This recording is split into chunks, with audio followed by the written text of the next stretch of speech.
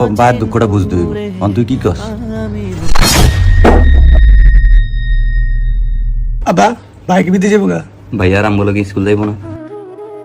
এত স্কুলে যাওয়া লাগতো না, ভাত খাবেন করতেন চিন্তা করছেন নি? ঠিক আছে কামালে এমন বহুত স্কুলে যাই পারবো। ভাইয়া মাত্র টেনে পড়ে, ভাইয়ের রোল নাম্বার 1 স্কুলের ব্যাগকে বাইরে না ভালো সব। চুপ, এত কথা কম লাগতো না, এত কথা কস লিগা নালে একটা তোর ভাটিয়া তুমি এনে গিলতে বইছেন গিলেন খালি তো ফারেন গিলতে এটি কইতে এডি সব করছেন নি?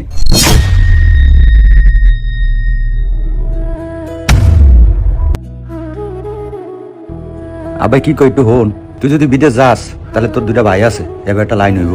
আল্লাহ এমনও তো করতে পারে তোর ওসিলায় তোর দুটা ভাইও তো একটা লাইন হইতে পারে নাকি? পরীক্ষাটা দিয়া যাই। দেখ আব্বা, পরীক্ষাটা যদি দিতে যাস তাহলে তো তোর এই বিষয়টা হাতছাড়া হয়ে যাবো, তাহলে তো তুই যাইতে না। আবার তো দুটা হাত ধরলাম, দেখ সংসারটা দিকে চা আর বাপটা দিকে একটু চা চায়, তারপর যা আল্লাহ নবলে দিচ্ছি উড়ালা চিনপুর।